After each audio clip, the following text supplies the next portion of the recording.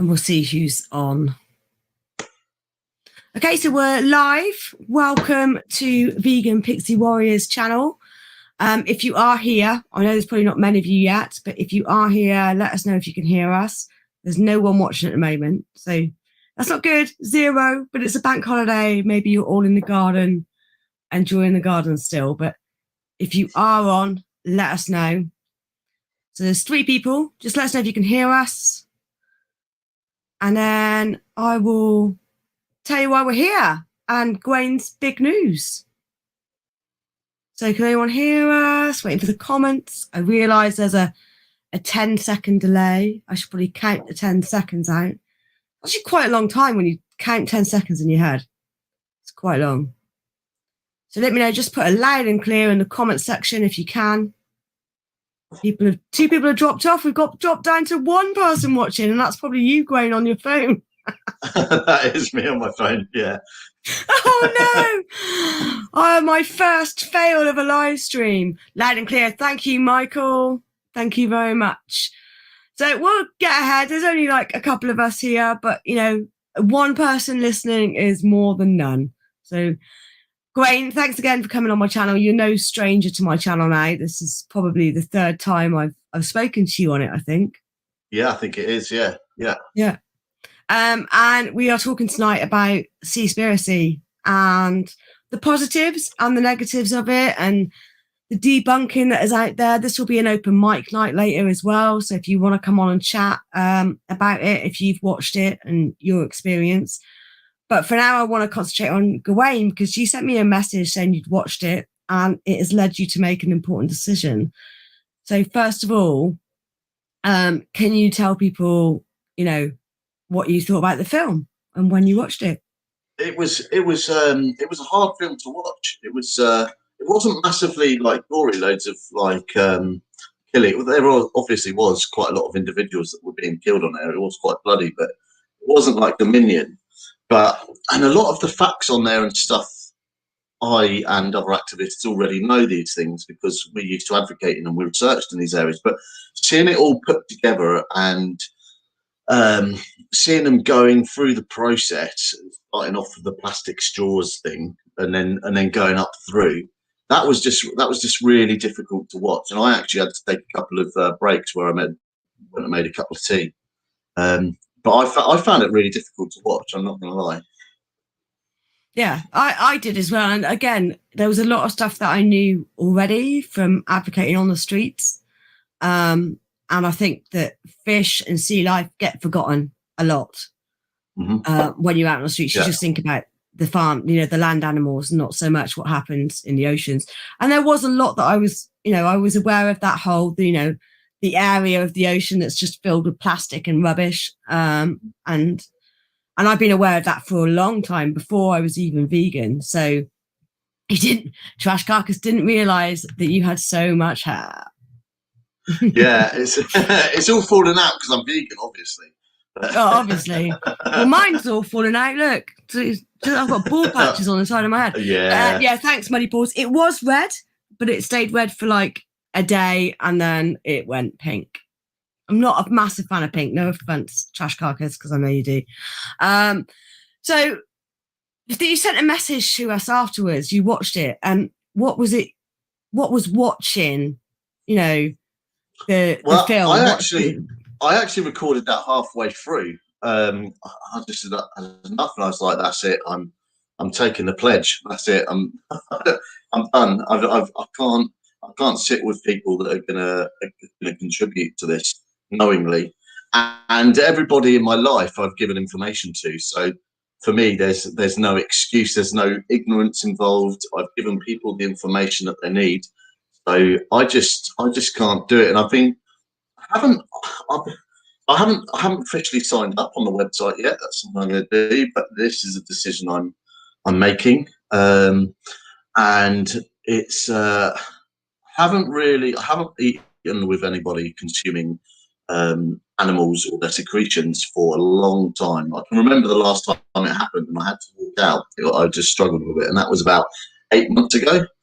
But I've always been worried that if I did the pledge, that limit my options to be able to advocate to people and things like that. But I've watched a lot of your videos. Well, I've watched all your videos, and I've seen the people talking about the pledge and making me feel more confident around it, and more confident that I won't be losing opportunities to advocate. That actually it could turn the other way. So I've seen that a lot, and I've seen a lot of your guests saying the same thing, including yourself. And obviously we talk in person as well about this. We have done. Um, but also there's a real selfish element to it. It's like, I just don't want to be around people eating animals or their secretions anymore, or actively causing that oppression just for consuming, but in their bodies.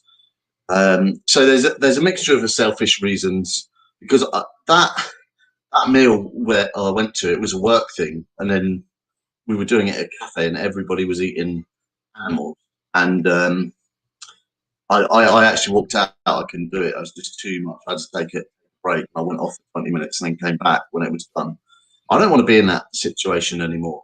No. And I want people to know. In fact, I rang up the people that I was with that day. I rang up one of them and I said, I'm going to take the pledge. And I explained it, and they said, yeah, that's fine. We'll eat vegan when you're around. We won't eat animals in front of you.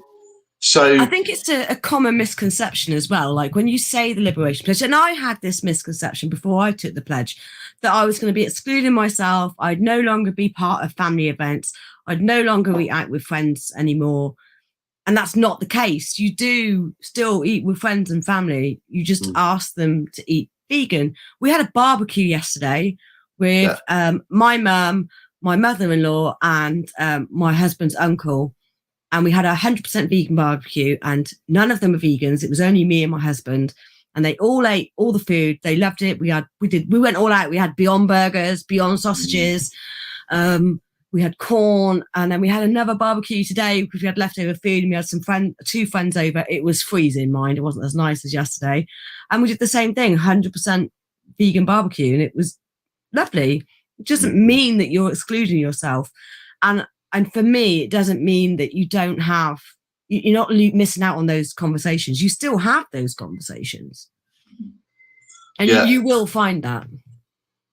Yeah, well, I'm going to try and use it as a talking point. And my immediate family haven't been, there's been no animals or their products about whenever I've come over, because I've already made it clear with a lot of my family that I don't want to be around it.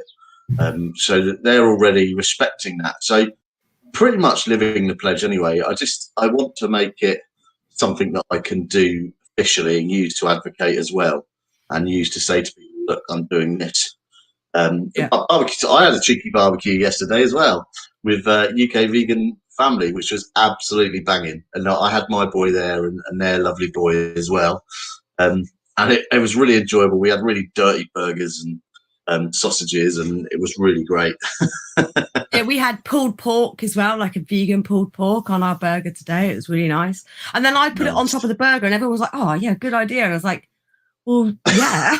But no, Trash Carcass, I agree. It is easier to talk about veganism when they aren't shoving their flesh down a phone. Like, I don't know about anyone else here, but when you're out with non-vegans and they're eating food and you want to talk to them about animal rights, I feel like this barrier goes off. And I know it's something that not everyone can do. Like Grumpy Vegan Grandad has discussed at length how it's not something that he's able to do. But what was it about Seaspiracy that made you make this decision? Obviously, it was watching my videos as well. Like, actually, no, it has actually been partly to your videos, actually, Rebecca.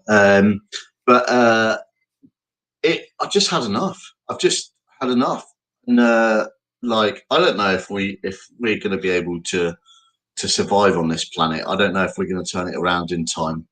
But I don't want to be seen to be condoning people that are causing this. And like environmentally, there's other things as well. But obviously, our diet and what we wear, and the various sort of capitalist structures involved in the flesh creations industries are a major contributor, if not the biggest, contributor to environmental destruction, habitat loss, and all of these things. And I just had enough. That nearly broke me. Seaspiracy. It's so weird because I've watched so much stuff. I've seen Dominion a million times. I've seen Earthlings. I've seen Land of Hope and Glory. I've seen all these documentaries, but I think it just enough. And if there's people eating animals, and I'm there sitting down with them, talking to them, I am saying, yeah, I think this is acceptable. I am saying, this is what I was saying. Like, and I said it on George Martin's channel the other day. I'm going out on the streets and I'm telling strangers it's not okay for them to eat animals and consume their flesh and their body parts. And then I'm going home and sitting down with family and friends while they do that. It's saying it's okay. You wouldn't go around to a friend's house if they had slaves. If they had slaves serving you dinner, you would not sit around there because you disagree with it morally. Yeah. You also wouldn't go around if I invited some of my family members around and said, "Oh, I'm going to serve you dog tonight," and they've got dogs as companion animals, they would refuse to come to my house. And it's the same for all other animals. Yeah, 100%. And even I don't even want to be around people consuming eggs and stuff like that because, like, I know you can do different stages of the pledge, where it's not the animals or their secretions. Or I don't want to be around people consuming eggs. There's all the abuse and use and oppression that comes with that as well. Where we're from, well, I don't need to say what it is. We all know what it is, but it's still the animal oppression industry. So yeah, even the secretions of other animals, I don't want to be around people that are consuming those. Well, I want to give you a congratulations on taking your pledge and thank you for announcing it. I know you still got to sign up to the website, but thanks for announcing it on my channel and coming on. And what I'd like to do, the same as with Daniela from UK Vegan Family, is follow up with you once we're out of lockdown and you can actually go and live the pledge, although you are still working, so there might be opportunities there. And just share those experiences with me on my channel would be awesome. Because I want to show that it's not always easy and there are tough moments and you do have to kind of wiggle and adjust your life to be able to fit it in sometimes. But it's worth it. I think it's worth it. And we'll see how you get on. Yeah. So I'm going to open mic. I know that was a little short one, but it's very difficult to talk about the pledge fully with my usual questions when Gawain's just decided to take it like a week ago. So if anyone wants to come on and talk about Seaspiracy and how they felt about the film, I was shocked by it. I have asked people to watch it. We were around when the lockdown lifted a bit and we were allowed to mix. Went round to a neighbour's house and talked to them about it. And they were like, no, because of you, I went to your animal rights march and I stopped eating loads of animals, but I'm still eating fish. Don't take that away from me. And I was like, okay. And I kind of wish I hadn't said it now. And I think I wish they'd found it on their own, maybe, because they know what I'm like. I'm a bit pushy. But I also wanted to say to them, like, you've got a kid. You need to watch this film. You need to watch it. Yeah. We've got a guest. Can I just quickly give a shout out to Toby Gosling? Yes. For sending me this T-shirt, which is absolutely awesome, and I love it. And he's such a legend, this dude. And I've checked it all out, and he's all the profits go to a vegan food bank. And he contacted me after a live I did. I didn't have a T-shirt and I did a joke. You did the piece of paper that you stuck on with. He messaged me on Instagram and he sorted me out this T-shirt. And the man's a legend, and it's such a good cause. So yeah, I just wanted to give him a quick shout out. Yeah, definitely. What I'll do is I'll find a link and I'll put it on the description later. Cool. But we've got one of my favorite Americans coming on now. Hello, darling. Hey. Hello. Can you hear me? Yeah, you've got a new mic. Yeah, and I did a pre-recording recently, and when I watched it back, somehow my volume kept going down, so I didn't know if it was my mic or not, and I didn't know during the recording. So sorry, I can't really hear you. Your volume just went down, Stacey. His, Oh, stop. his wife didn't even like It's like telling me that I'm freezing. I'm like, So Rachel is a good friend of mine, a fellow activist. They were at Tulip Slaughterhouse this morning, doing a vigil outside on the main road because they were still open on a bank holiday. But she hasn't watched it. She's going to watch it tonight with the Global Save. They're doing a watch party tonight on that. So let me know how you feel, Rachel. Send me a message tomorrow. Let me know how you get on. So have you seen Seaspiracy yet? yeah, I watched it the other night. The thing is that you know what I almost said vegan gays talked about how the guy who made that actually came out with it a few years back. I know that I posted something like that years back. I did see it about the slave trade and all that stuff in the fishing industry. I even posted about it years ago on Facebook. So I wasn't surprised at all by the information. I already pretty much knew all that information. I felt it was a little short though. I felt like the movie could have been a little bit longer, but yeah, I mean, it's very impactful. Made me very upset. Made me really upset all over again because I can't find the post that I did years ago, but I know I haven't seen it. I tried to find it online because it's I think he did like a 20-minute or 10-minute video or something on it years ago. I saw that when Vegan Days was talking about it. That was on one of her live streams. I know I saw it because I know I posted it because I talked about the slave trade and the fishing industry and all this stuff. I posted about it, but I couldn't find it either. But yeah, just as impactful as the first time I watched it, even though I already pretty much knew that information. But yeah, I hope more people see that. And congratulations on taking the pledge, Gawain. Thank you. You won't regret it. You won't regret it. You will.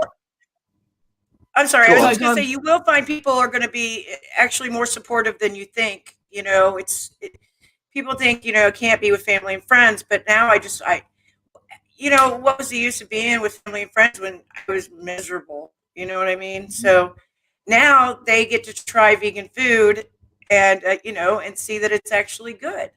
If they want to, if it's important enough for them to, if they want to hang out with me, then they'll eat vegan food.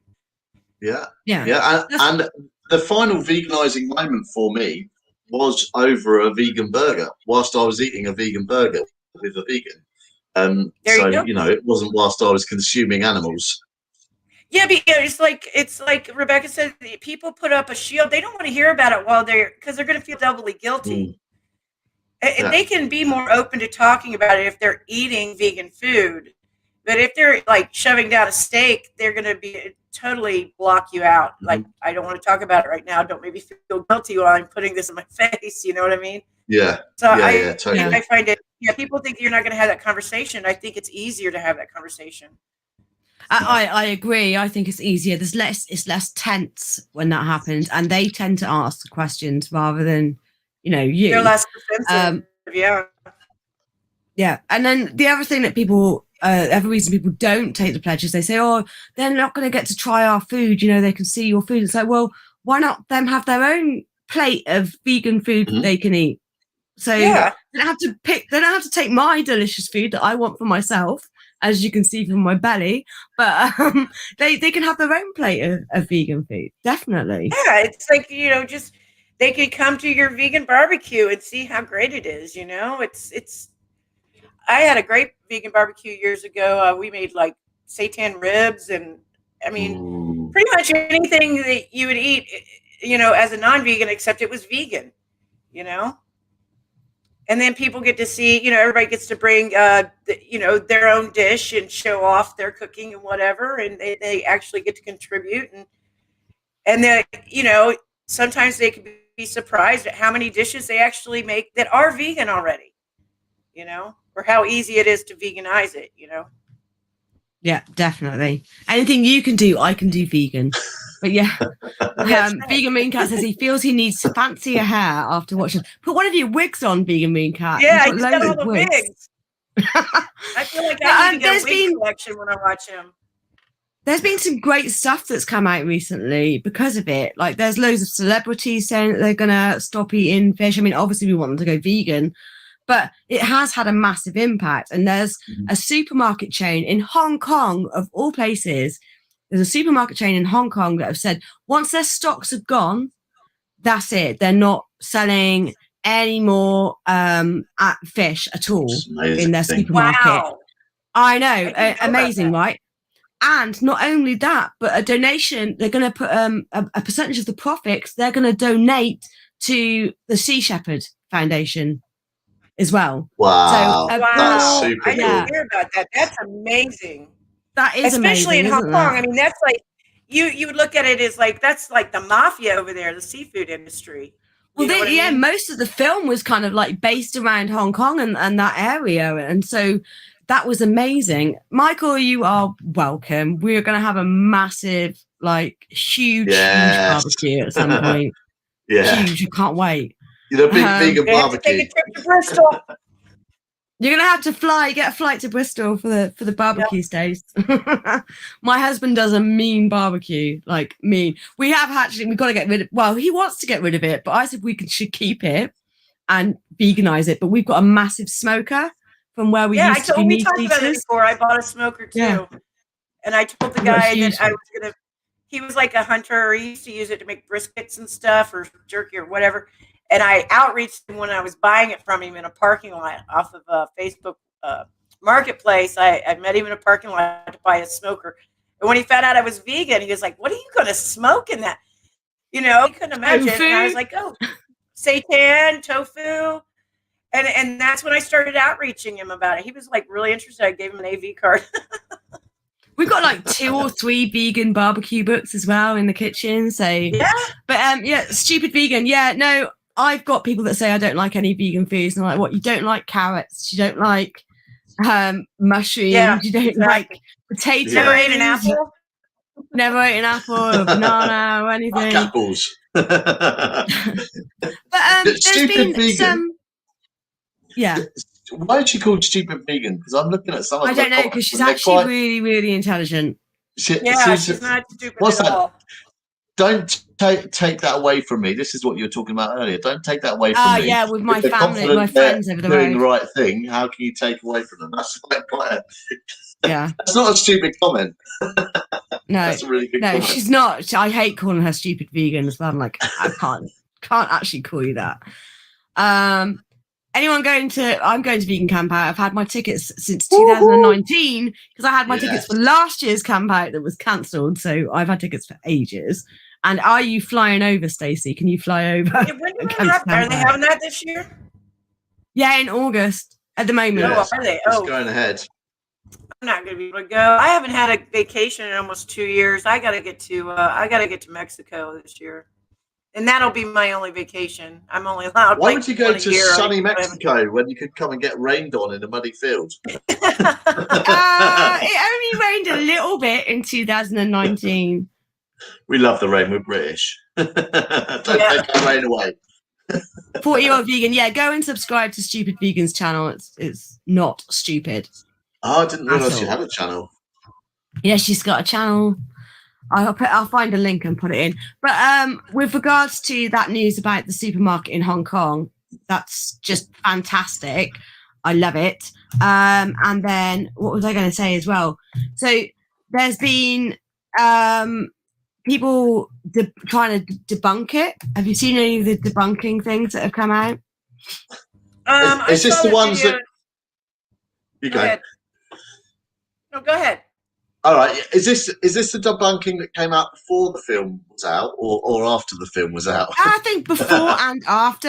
I mean, they're saying, I can't remember the name of the guy now, who produced Seaspiracy. Sorry, Mike the Vegan did one before. He talked about how they were doing it. Or wait a minute, David Rams did one too. I thought Mike the Vegan did one before about how they were coming out. One of them did. About how they were trying to talk about, all the propaganda in it before they even seen it. Yeah, they were calling it propaganda before it came out. But they were saying that the reason that there's an ulterior motive because the guy, again, I can't remember the name. You're very welcome, Stupid Vegan. The guy that produced this in Seaspiracy, they're saying that he's only done this because he's got a vegan food company and he's trying to promote his vegan products. It's like there's not one point in that film where he promotes his products like at all. It's mental. And then there was the guy that they interviewed, the dolphin safe guy that had, you know, runs the dolphin. Oh, what was the company called? Where he was just like, there is no way to guarantee anything's dolphin safe, and he flat out said it. He's in the business. Well, he's come out since and done in an interview with a newspaper. I think it was The Guardian. Hello, Paul. Don't worry being late. I know why you're here because Stacey's on. That's why. But there's a post in The Guardian and he said, oh, they've edited it. And I didn't say that. They've edited it and cut it. So it looks like I've said that, which, I mean, that's some pretty good editing. Yeah. Yeah, I mean, no, it didn't look like it was that high cost of a movie for them to do that good editing on that. Of course he's going to say that. He's probably in big trouble now, you know?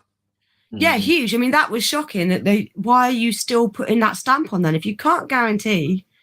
And then killing off all of these dolphins because they're eating the fish and they don't want them to eat the fish is absolutely horrendous. This is why I want my mum to watch it because she's a massive fan of dolphins.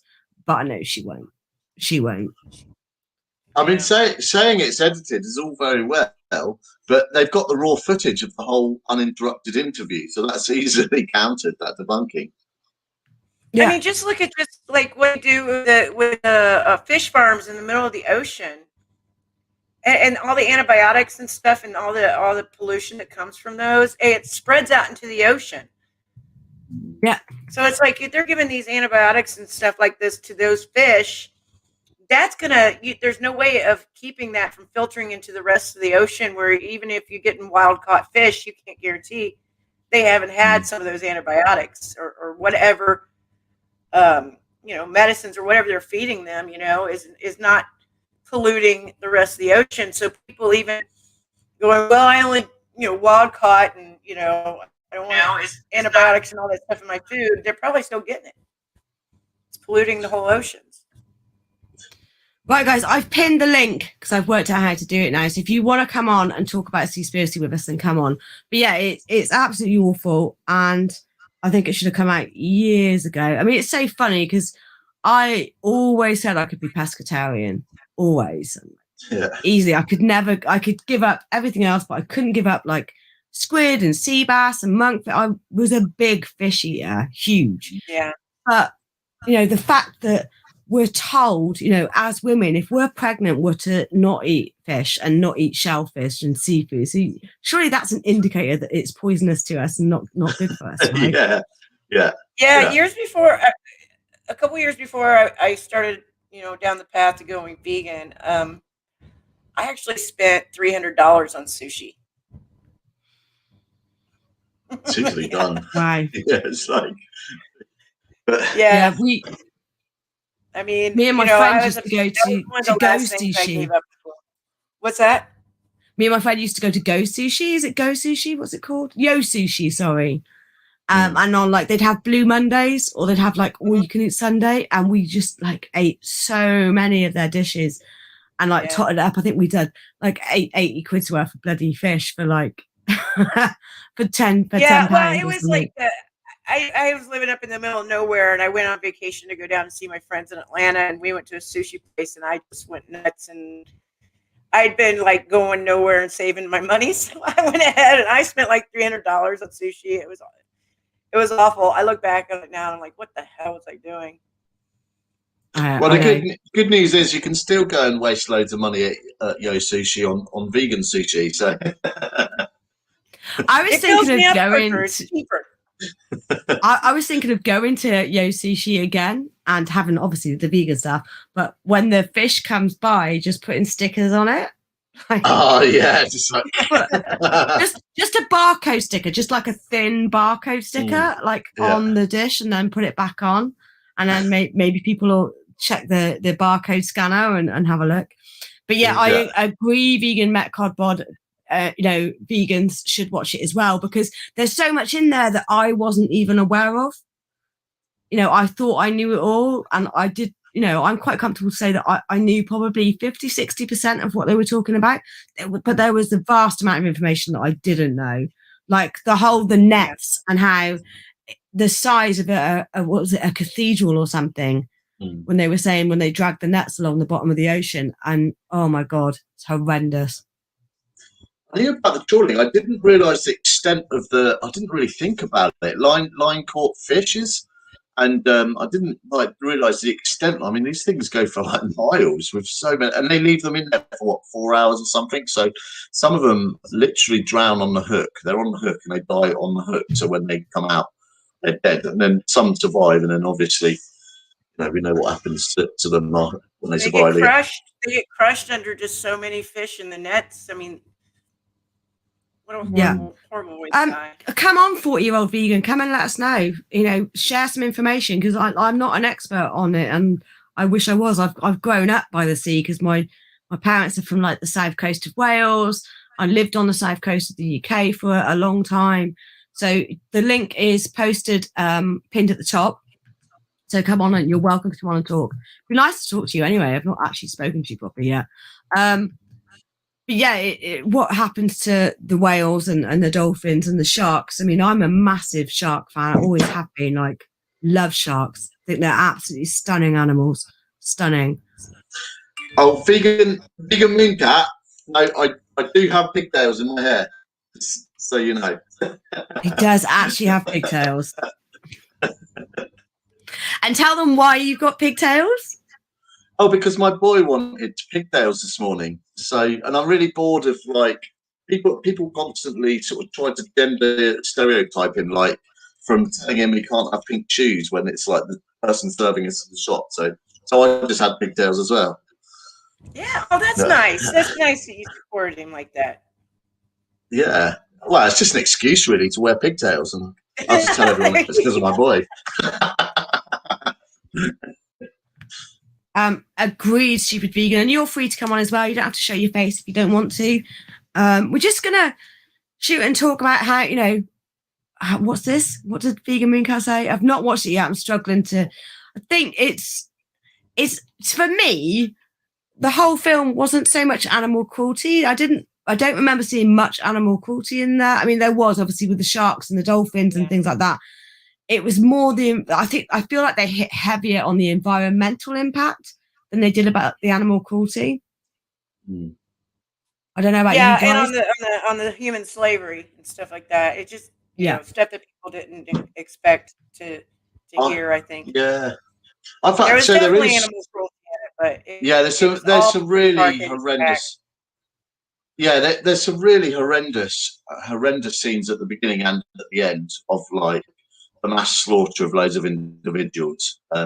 They're pretty hardcore, but it's the way the story goes through. It's the way the whole story is laid out, and it just like starts off with plastic straws, and it just gets worse and worse and worse, and it takes us through what's normal sort of preconceived ideas and what's being pushed by a lot of environmental organisations like plastic straws, and it shows that the places that are killing the dolphins directly and stuff like that, it's just minuscule compared to what's called bycatch, and it's just insignificant, and they're all the issues that we focus on, but it just pales in comparison.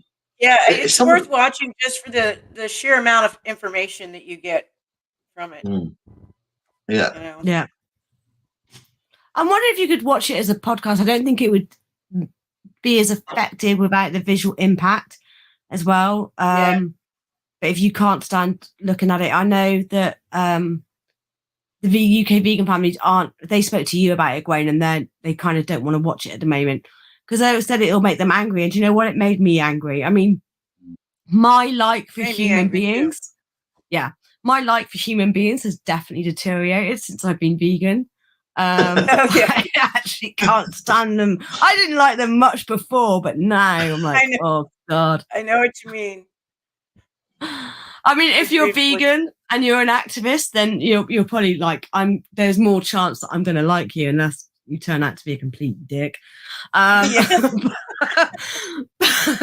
If you're vegan and you're not active, I probably dislike you more than a non-vegan. It's just like, you're not doing anything. And non-vegans are just ignorant to it. But when, like your video that you brought out at Christmas, Gawain, when you're talking to non-vegans and they know it and they've got all that information, they're still not freaking doing anything. I think it would be quite good. I'd like to know how we do it, but I'd like to do like a secret viewing or something, and a private viewing of Seaspiracy, and maybe get people to offer them, I don't know, some sort of prize or something, like if they come and they can have, like, I don't know, vegan sushi at the end of it, but don't tell them it's vegan sushi. yeah toefish or banana blossom fish or something like that. Well, don't they've been making a vegan sushi for a while, like the salmon or something like that out of tomato. I didn't know about that.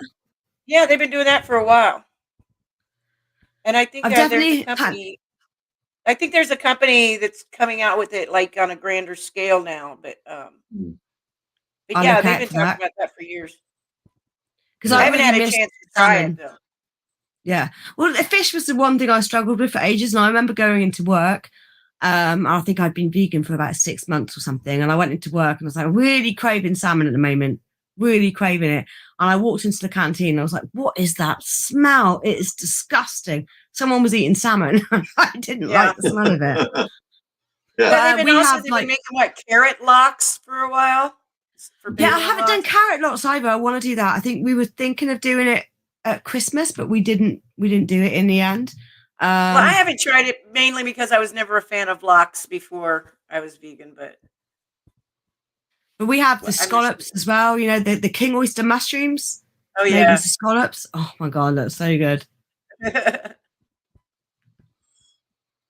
So has anyone heard of any other stuff that they said? Any other stuff they've said to try and debunk it? I know someone did a YouTube video, and I think I shared it in our chat group, Gawain. They did a YouTube video debunking it, and she's a shark expert or something like that. And then this other scientist came on in her comment section and left this huge long comment going, basically, what you're talking about in this video is absolute bullshit. How can you debunk Seaspiracy? This, and this. How can you call yourself a marine biologist and you're just spouting all this bull and lies about it? Yeah. I didn't actually watch that video. I haven't watched any of the debunking videos yet. I will do. I do try to watch the debunking videos to try and get an even perspective on things. But I haven't seen any of them either. Who did that one you're talking about? I wouldn't mind seeing that. I'm gonna get it up now for you. 1 minute. I don't know how long it is, so I probably won't play it all. Are you just going to try and piss us off? Is that what? What's going on here? Pissed you off? No. But she's had 39,000 views. Videos uninterrupted. Skip the ad. With YouTube Premium, you can follow. I don't want to have in my money.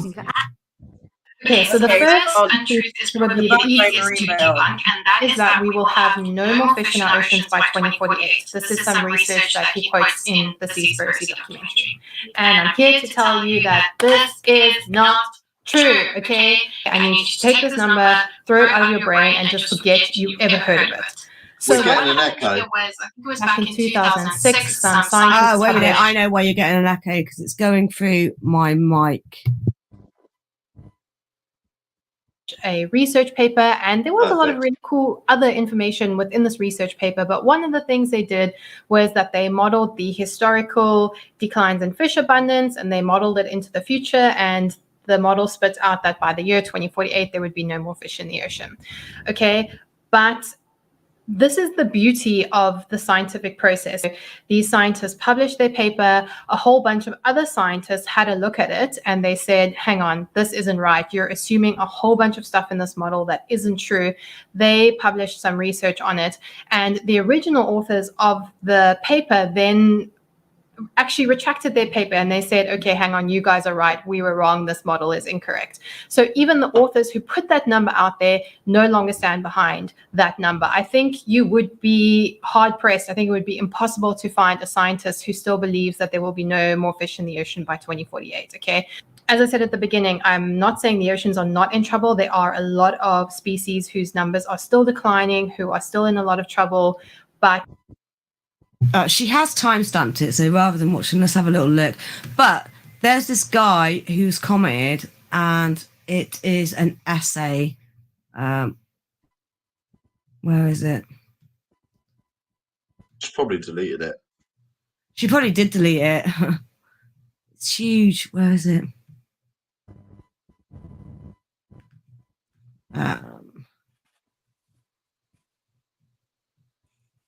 She goes on for ages and she like pulls it apart, but this guy just puts, she says even about the fishing nets and things like that. This is it. Look. What's his name? I'll look for that. It's just called Jay, and it's environmental gadget. I just want to touch on a few points she made and the documentary overall. Oh no, this isn't I'll the go one. check out what he had to say. It's longer, but I'm just trying to find it. I'll have to have a look. I should have been more prepped for this video.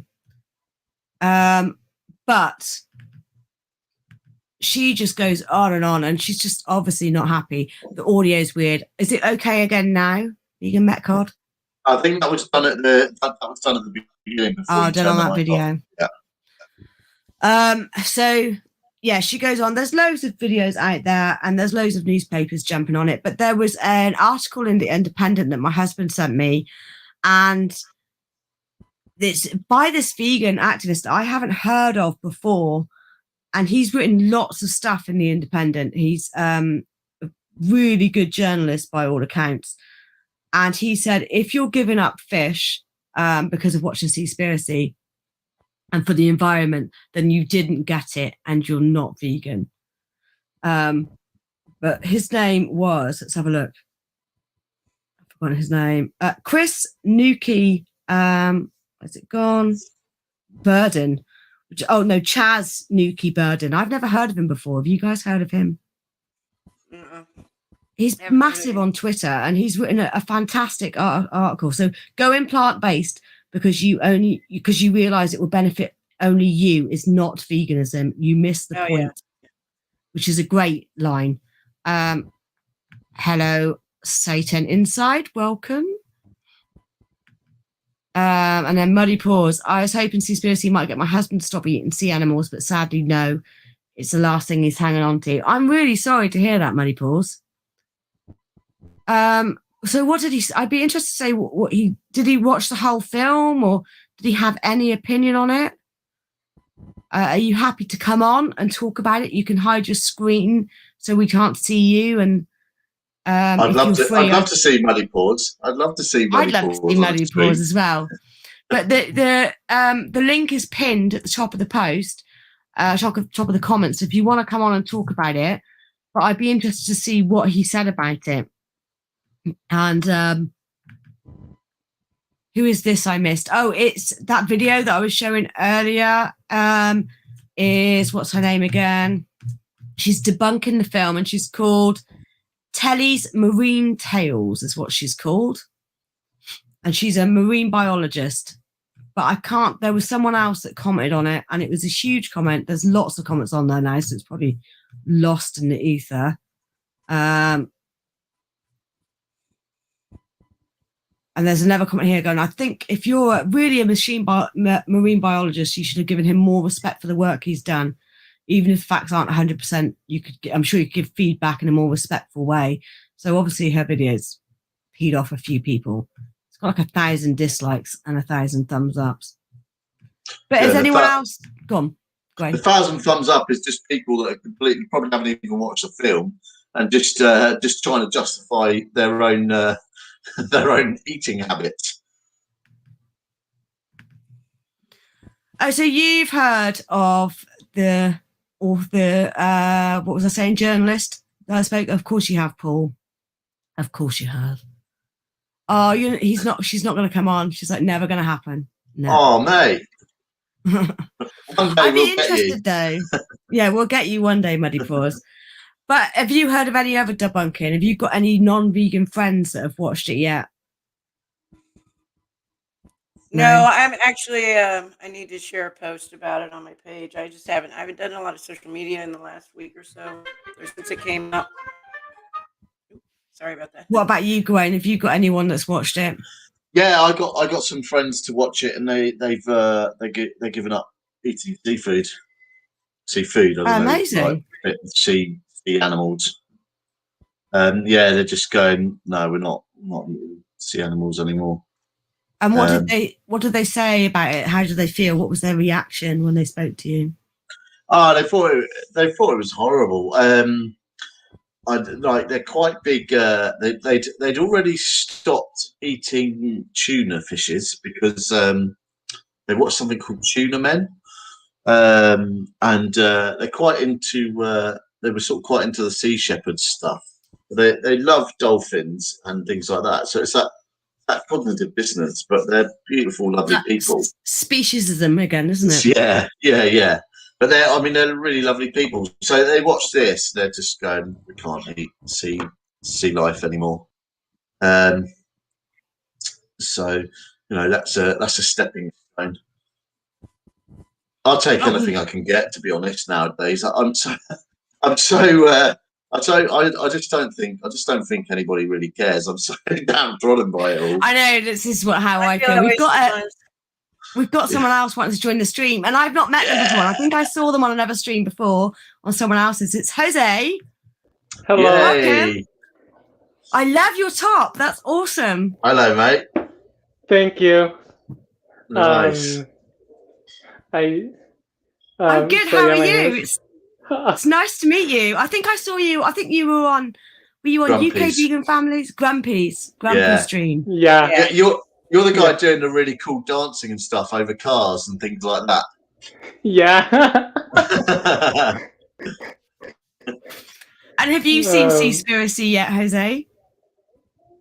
I have watched like video reviews about it, but I don't know. It's just it's difficult to get. It's difficult to get myself to watch it because I watched already so many documentaries. I'm kind of traumatized from watching so many from watching Dominion, from watching all these other So I am recommending it to people, and I am promoting it. I actually just got done shooting a music video about it. Did you? Yeah, that's why I'm wearing my costume that I wear for my videos. That's awesome. What's your YouTube channel called? It's called Jose Razo, my name. Okay, I'll share it in the I'll share it in the comments for you, Jose. Yeah. And so do you know anyone that's watched it and told you and come to you and ask questions at all yet? Not yet. But hopefully I do get some of the people that I told, hopefully they get back to me. Fingers crossed. I've heard a lot of hype around the movie itself, but I haven't necessarily seen a lot of posts about people actually watching, except for a few vegans, of course. I was just going to say, Meatcat's after a song. Oh, can you do us a song? We'll mute ourselves and you can do a song if Meatcat wants a song. Because I haven't seen your channel yet. I didn't realise you had one because I just stopped in for one piece of 5 minutes and then went off. So can you sing us a song or do you need more prep time? No, oh, look, he's warming up. He's warming up. Go for it. Okay.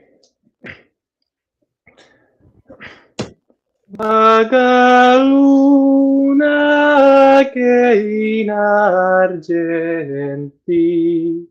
queste ride questi fiori è da lei che mi innamora il linguaggio Il linguaggio dell'amor.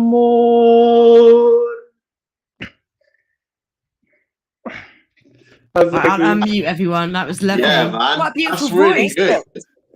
Amazing. I've shared your YouTube channel in the comments, so people go ahead and subscribe. And I've popped Stupid Vegans in there as well, so go ahead and subscribe to that. I've just subbed Jose. So have I. Yeah, I'm definitely. I'll go Awesome. check it out. But right now, what I have to go. I have to get something done around this house before I go run and pick up my boarding dog. So I'm going to say goodbye. Bye, Stacey. Lovely to see you. I haven't seen you for ages. Let's catch up Adios. soon. It's nice to meet you. I will check out your channel. Thank you. All right. Bye-bye. Bye. See you later, mate.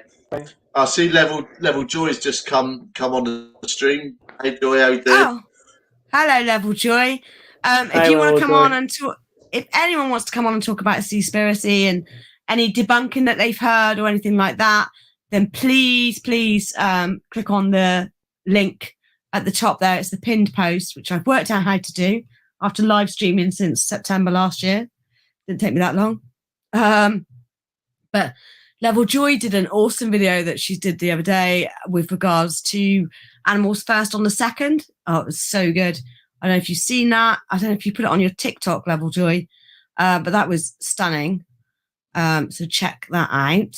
And she's also saying that you should, hey peeps, I definitely recommend Seaspiracy, even if you don't already eat fish. It's been very informative. Agreed. Yes, so you missed the start of the talk. So Gawain has taken the Liberation Pledge because of Seaspiracy. Have you taken the pledge, Jose? Do you know about the pledge or? I have heard about the pledge, but I haven't taken it. But It's not for everyone. It's not for everyone. It's like I always say there's so many different forms of activism, and you've got to find the right form of activism to fit you. And as long as you're doing something, then it's better than doing nothing. So yeah, like for example, like if I sit with a group of people, and and then they see me eating vegan food, and then they start asking questions about veganism, so then I could tell them and educate them about veganism. So I think that's kind of like the reason why I haven't taken the pledge. Yeah, I think I find that the same thing happens when taking the pledge. Like I don't know about you. You seem like a very nice and approachable person. I'm quite aggressive. I'm quite an aggressive vegan. So when I'm sat with non-vegans and they're eating animal flesh, I'm like all in, and they've got their barriers up, and they're like, "Shut up, Rebecca! I don't want to know about it. Stop talking about it." Where I find that when they're eating vegan with me, they talk about it more, and they've got their own plate of vegan food. So it's opened it up for me. But then, again, it's not for everybody. I'd love everyone to take the pledge. Can you imagine all those people around the world having to eat vegan if they want to spend time with their friends and family? And I've got this saying, some people would rather have animals on the table than me sat around the table if they refuse to eat with me, which kind of puts it into perspective for me. But so Gawain has taken the pledge, which I'm very proud of him for. But back to, have you seen anything that you want to talk about with Seaspiracy? I know you haven't seen the film yet, Jose, but is there anything that you've seen about on social media or in the local papers about it? I had no idea that there were also human victims involved in the fishing industry. That was completely blew me away, because I always thought that it was just about animals. And also the fact that fish can get STDs, that was like impactful. I had no idea. Yeah, I didn't know that they could get chlamydia. That was one I didn't know about, which is bonkers. But with the conditions that they're in, those farmed salmon was just horrendous. It was so upsetting, and that's just in our country. That's in Scotland, where where we're based in the UK. And well, I'm not based in Scotland, but yeah, in the UK, it's horrendous. Have you had much reaction in the press? Well, I don't know whereabouts you're based in the world. Where are you based in the world, Jose? I'm in the United States of America in California. Okay. Has there been much reaction over there in the press, in the United States press? I've seen the UK papers. Not well. I don't really watch like the news or the press, but like like on Netflix, like it's like people are talking about it, and I do see like people on social media talking a lot about it over here in America. So yeah, I mean, it's pretty big. Sorry. It was That's top 10 on Netflix, wasn't it? In the United States. I mean, here in the UK, it briefly got to number 1 on Netflix. But in the United States, I know it was top 10. But considering there's 350 to 400 million people in the United States, you know, that's quite a feat. Yeah, it is in the top 10. I checked the other day. Yeah. Mm. Yeah, and I think it's dropped down to number 4 now in the UK, but it was number 1 for a brief moment. And I think Seaspiracy has been pushed back up as well on the ranks because of Seaspiracy. Yeah, I think so. And Seaspiracy was one of the first films I watched that made me go vegan. So God knows what I would have done if I'd have watched Seaspiracy if it had been out years ago. That would have got me. Are you planning on watching it, Jose? Maybe in the future. Because right now I'm like reading a book about and it's like discusses the how animals are raised and then they're slaughtered. So I'm kind of just like trying to get over that, and like once I kind of like I need to like prep myself mentally. Yeah, because you know, like I said, like at this point I watch so many vegan documentaries. I'm like really just trying to recover from the trauma. I get that, like doing outreach on the street and watching the footage every week with bystanders and standing next to them and watching it, it can be really traumatic, and I do feel exhausted. I feel more exhausted when I've done a save, when I've done a vigil, than when I'm watching the footage. I've kind of learnt to switch myself off now when I'm at a Cuba Truth or a street activism event that shows footage.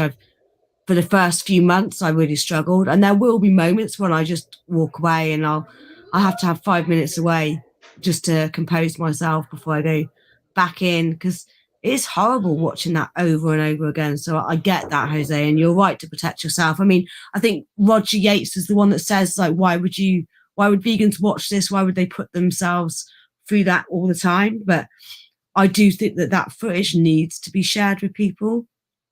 And it's like Stupid Vegan said earlier, and also so Level Joy said that there's so much information in there, and if there's like a website, which I think they had for Seaspiracy, where they had a list of facts.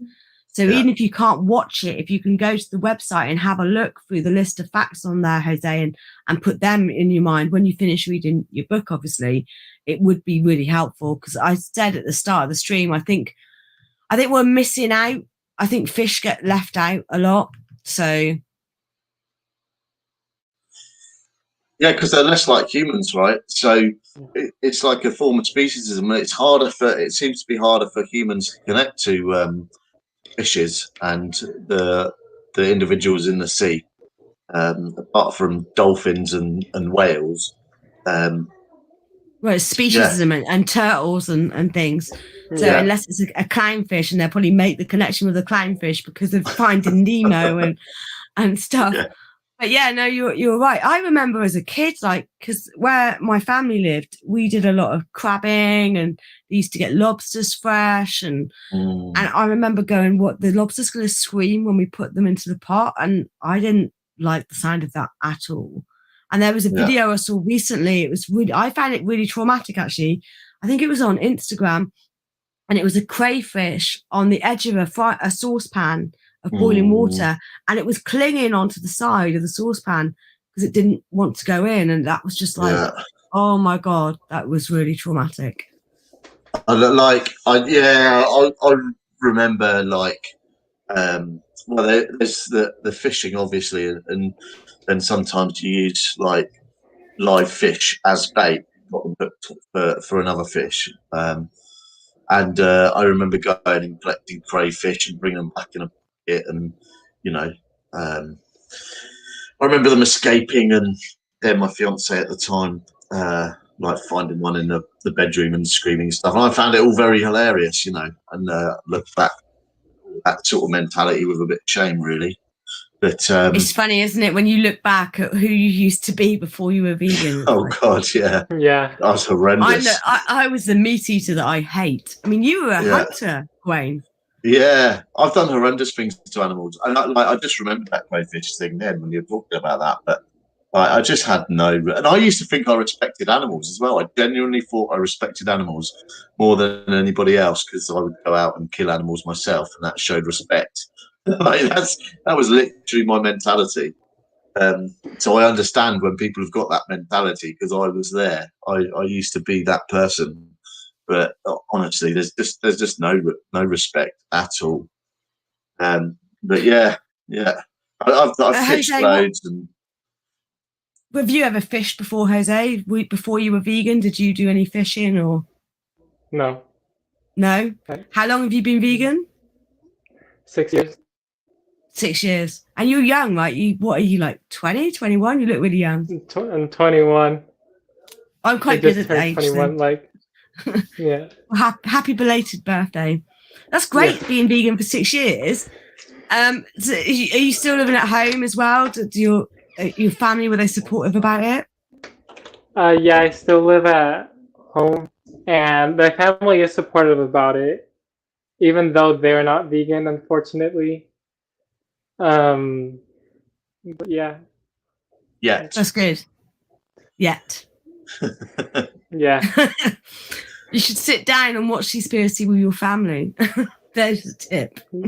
Yeah, I'm gonna tell them. I mean, I tried telling, like, I already showed them a bunch of documentaries, and they're not getting it. But yeah, I will try with Seaspiracy.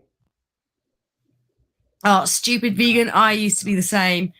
I used to look really, really young, and that stopped now. Now people are guessing me at being in my 40s. I'm like, well, oh no. You'll have to come on the stream so we can judge for ourselves. Yeah. She does sound super young, really young. She's got a very young voice. Definitely. How old's the 40-year-old vegan?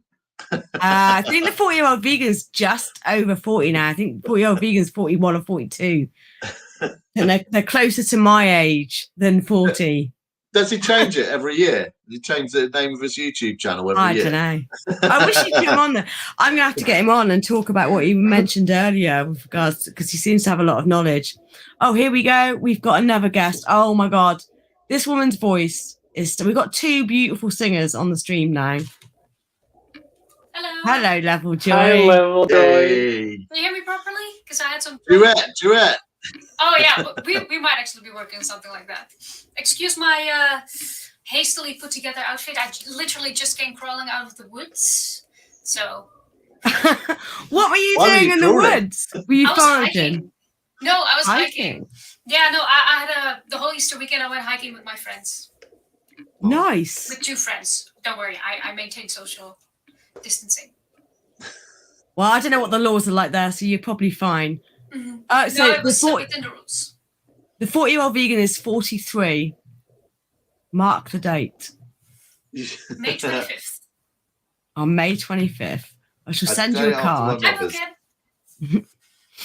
So what did you think about Seaspiracy? Have you seen it, Level Joy? Have you got any friends that have seen it? Yeah, I've seen it. I've seen it together with Reese actually on his stream when the the launch party. Yeah, that was last week, right? Yes. Yeah, that was last week, and it was very impressive, really. Unfortunately, I didn't have a whole lot of time to discuss it because it was early in the morning and I had to go to work. But it really stuck with me because it's very informative. There was a lot of information there that I just didn't know about it. I still thought, even though I didn't eat fish anymore, that fish was still a more environmentally friendly option than, for example, factory farming, I'm completely convinced now that that is a lie.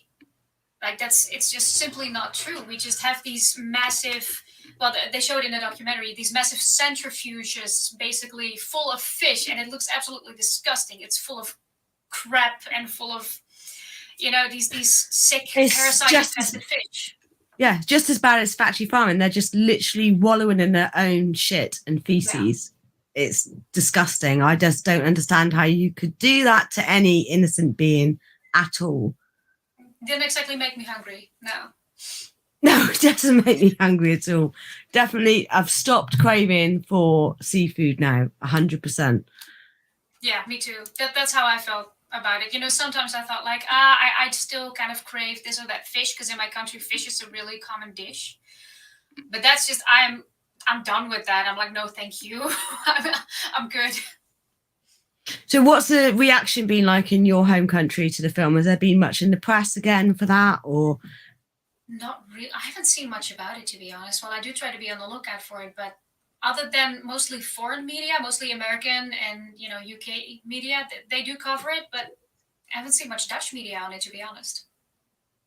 It's weird, isn't it, how the different countries' media reacts to it? Because, like, the British media it's been in every paper, like, the good ones in the back. I'm looking forward to seeing what the Daily Mail say about it, because Daily Mail is like a proper right-wing paper over here, and they've posted a lot of pro-vegan articles, which is quite funny. I mean, I do know they happen to have one journalist that works for them who's vegan, and I have met her, so that could be why she's had an influence. But I'm always shocked to see what they say. So I haven't read any Daily Mail articles, but I've read a Guardian, Independent. They've done 2.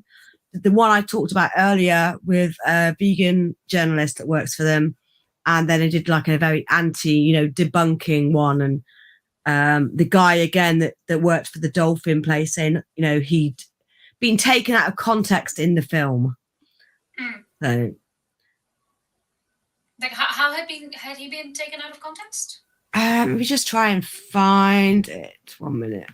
Because I remember reading a lot of criticism surrounding the what was it again? There was this fishing organization, the National, basically the big boss among the fishing industry, that had already criticized it before it had even come out. They had said it was vegan propaganda and all of that, and they had even given out pamphlets to restaurants and stuff that sold fish to respond to common arguments, And that's the main criticism that I see, as if it was given after the movie came out. But it's never mentioned that criticism was given before. So that's kind of strange to me. So I'm really curious how this got taken out of context and how it, how that matters. I found it. So, can everyone see that? Yeah. So he's got here in a scene in the film, Palmer, the Associated US Director of International Marine Mammal Project, which operated the Earth Island, he was asked if his group would guarantee no dolphins were ever killed. And he said, I answered there were no guarantees in life, but that drastically reducing the number of vessels internationally chasing and netting dolphins, as well as other regulations in place, that the number of dolphins are killed is very low. So the film took my statement out of context to suggest that there is no oversight and we don't know whether other dolphins are being killed. But that's what he said in the film. Yeah, but it seems like the film gives a more positive twist to it, because he says that there's no oversight. We don't know whether dolphins are being killed. And he is saying the number of dolphins that are being killed is low, according to this article. So it's low versus we don't know. Isn't this the same company that can't send out independent monitors because they don't have enough independent monitors to go out and watch? And when places do put independent monitors out, they end up disappearing or being killed or potentially being bribed. Yeah. Paul's asked if we can use the term sea life. I kind of disagree on that, because I think we should actually recognise the individuals that are being, victimised from fishing and the fishing industry. So there's dolphins, there's sharks, there's turtles. I don't think we should put them all in one. We should, tuna and salmon, they are individual species. We don't I'm sorry, I'm going to disagree with you on that, Paul. But we don't say land animals. You know, we say pigs, chickens, turkeys. We give them their individual identity. So, but I get what you're saying. I don't know what's it in response to, but. And then Charlotte's put a comment here. I was the biggest fish and seafood eater. Me too, Charlotte. I said earlier, massively. And what I didn't know shocked me was that fish farming choose the colour where the salmon, like go and being cute. Yeah. Yeah, that really shocked me. The whole salmon painting thing. I mean, I had a feeling that they would process it a little bit, you know, maybe with oxygen to make it look a little prettier, but they literally just paint it. Stupid Being said, so if anything, he misspoke. He wasn't taken out of context. Exactly. And he did say in the film, like, when they asked him, so you can't guarantee, and he was like, well, no, we can't guarantee. Well, so what I don't understand why it's got that, you know, stamp on it saying it's dolphin friendly if it's not dolphin friendly. Shouldn't have that stamp. It's like the whole red tractor thing. Yeah, that's kind of it. But I do believe that, you know, if somebody says this, it should be taken seriously, because we don't want to take anything out of context, because, you know, we want to make sure that what is being said by the experts is exactly what they want to communicate. But, you know, like I said previously, it seems like the movie painted a more positive picture of what he said rather than what he actually said. Yeah. I mean, there's another comment here going, David Phillips, the director of the IMMP, said the film had chosen to grossly distort mischaracterize. Sorry, I can't say that word. The aims of the label. In a statement, Phillips said the Dolphin Safe Tuna Program is responsible for the largest decline in dolphin deaths by tuna fishing vessels in history. Dolphin kill levels have been reduced by more than 95%, preventing the indiscriminate slaughter of more than 100,000 dolphins each year. Well, there's no guarantee of that, is there? Because they said opposed to what? Opposed to doing nothing? Like what other initiatives? Exactly. Yeah. I'm sorry. I feel like I'm kind of breaking into the conversation. I'm sorry. No. Gawain, how are you? No, don't. It's fine. It's fine. This is what I wanted to happen, is to have a discussion about it, you know, from those of us that have watched it and those of us that haven't watched it. I mean, like I said earlier, there's a lot that I knew, but there's a lot that I didn't know. And I am shocked by that. Level Joy, have you got any friends or family that have watched it, non-vegans that you know of that have watched the film? No. I've only watched it with Reese and with Ellie, Vegan Gays, and those are the only people that I did recommend it to my parents. So I don't know if they've seen it yet, but that's it. You should have a watch party with them. A watch. Yeah, I think I might have a watch party with my mum and make her watch it. But what shocked you most about the film, do you think? Was it just the salmon, or was there anything else? I don't know if shock is the correct thing, but something that really, you know, there was a lot of information that surprised me. But there was this man in the final section of the movie. They have this part about killing the whales. What's it called again? This traditional. Oh yeah, in the Faroe Islands. Yeah, and there was this man talking about, you know, I kill one whale and I feed my family, or I kill a bunch of fish that will also feed my family. There's no difference there. There's no difference. So he does make the connection that there is no difference between, you know, these animals are sentient and they are alive and they feel pain. But he's acting as if there's only these two options. So if I either kill the whale or I kill 1,000 fish. Or you don't kill either. But that's kind of what surprised me, that he does seem to make that link there, but he doesn't see that there's a third option there. Yeah, and he's right as well.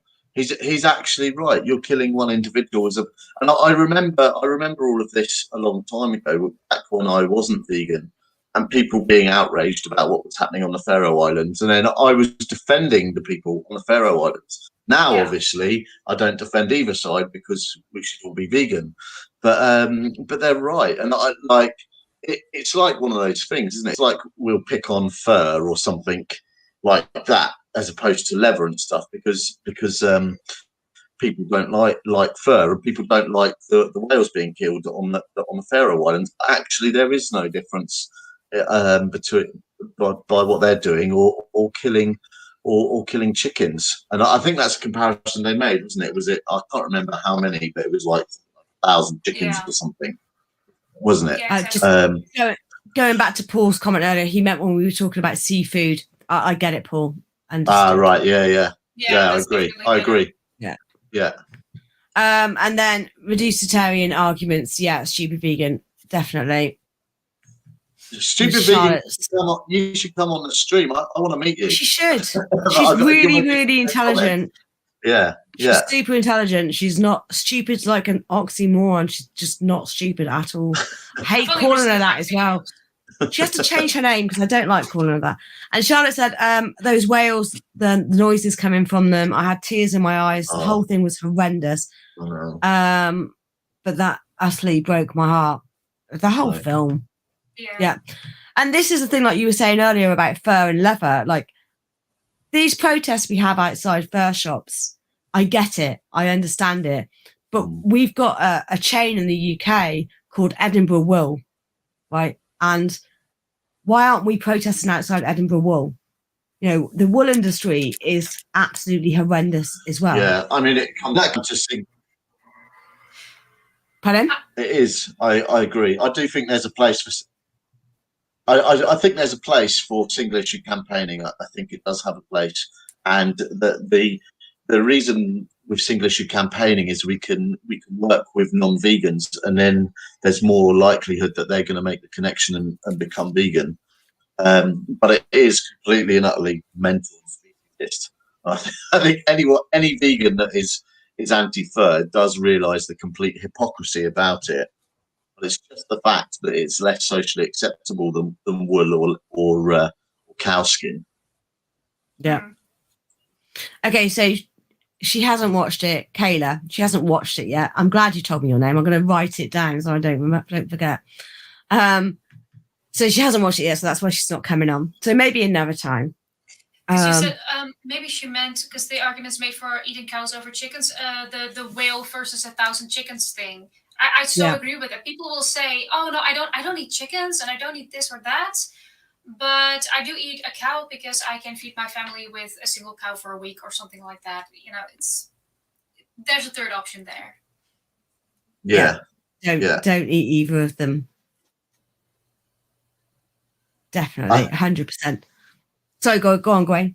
Yeah, people like it's just pressing the point, but people that are killing whales and those are like somebody that would eat a dog, they are more consistent to me, and I don't respect it at all, but they would have more respect from myself than someone that's going along and condemning that and eating packaged from the supermarket.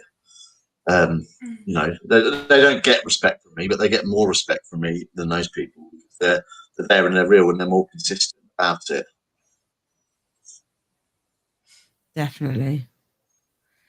Anything? So gone. Yeah, no, I feel like I'm repeating myself, but it's just so inconsistent what you're saying, Gawain, to say a life matters, so I'm going to take one life instead of 10.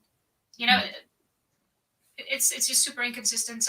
I agree with you. You know, there's people who don't know, who just really haven't made that link yet, and there's people who have sort of made the link and are doing that mental gymnastics to try and justify it to themselves, which is something that I've done. Yeah.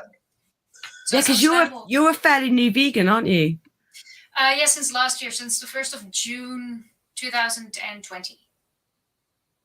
So relatively coming up. Yeah. And you're making a big impact as well. I was telling people earlier when you just came on about the video that you sent me on Instagram with regards to Animals First on the 2nd. And like Jose, you're another person with a beautiful voice. And music is so important in animal rights activism. I've only interviewed one musician so far, and that was Vegan Queen Bee. Yeah. But you have no idea how much music can connect to people. So keep doing it, definitely, because people, I make connections with songs. I listen. I've always been an advocate for music with regards to the lyrics. I really listen to the lyrics of all songs. Like I've been a big lover of Nick Drake, and I love his music, and I'm also a Foo Fighters fan as well.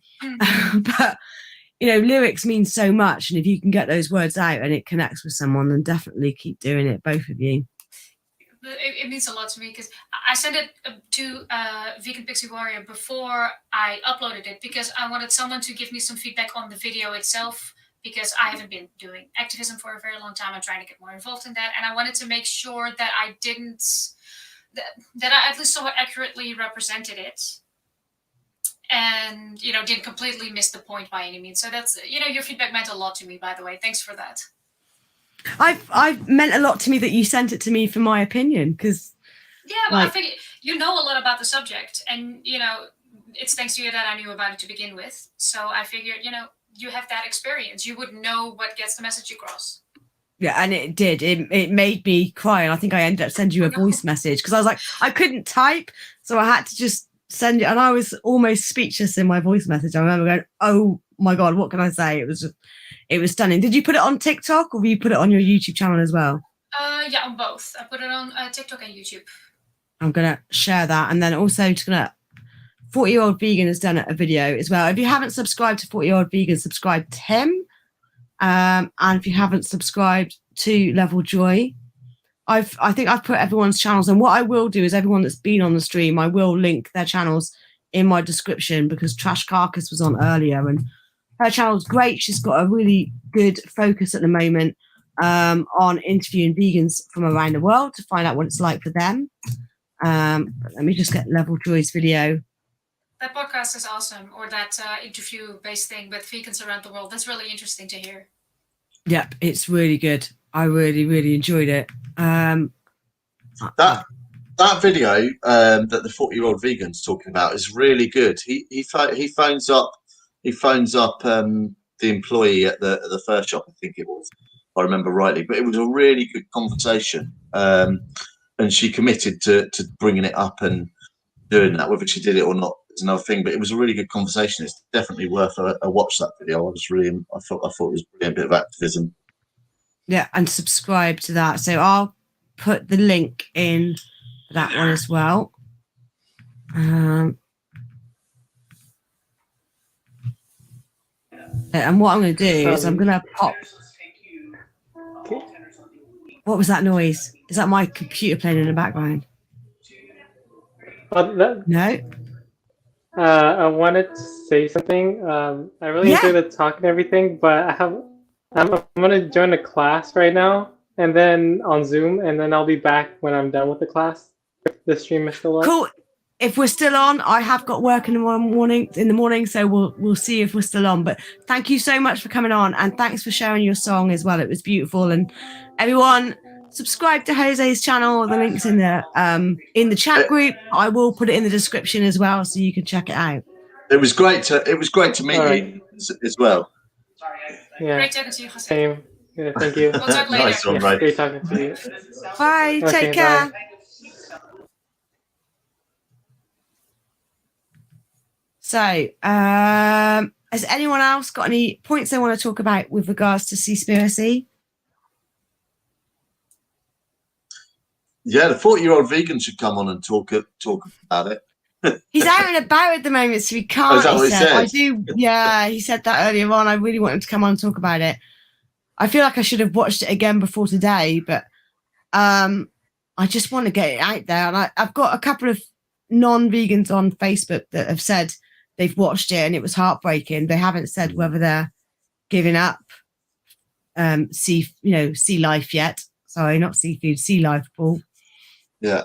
But what might be an interesting topic as well, that's something that really surprised me as well, because that made me pretty angry, actually, about how when we have these big centrifuges that I was talking about, you know, the sustainable grown fish that we have, you know, that's often portrayed as the more environmentally friendly option because we don't scoop them off the ocean floor. They feed those more fish than they actually produce. That is the messed up thing. And that's just... How can you call that sustainable?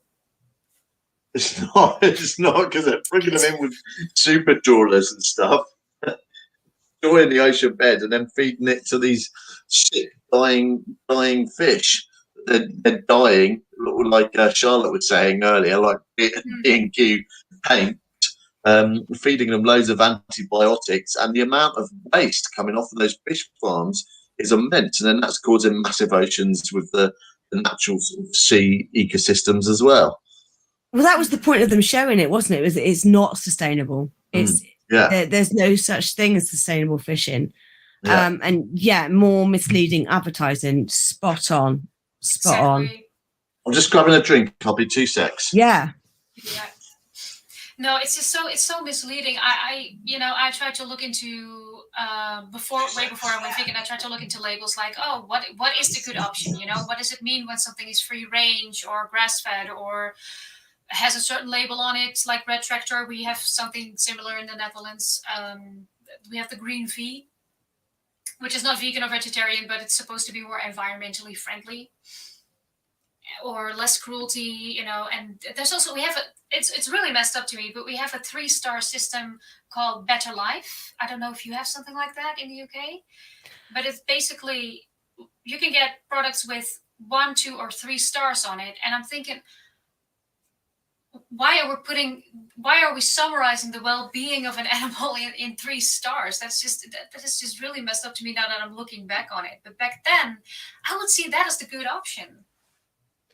It is mental that there's like a star rating on it. I mean, we've got Red Tractor, and they've just brought out a new advert, and it means nothing. Like, I know a vet that used to work for Red Tractor, and she used to get paid. They offer her money to like pay her off, because the thing with Red Tractor is the farmers have to pay the vet to come in, and then the vet signs it, and then they send it off to Red Tractor to say it's been approved.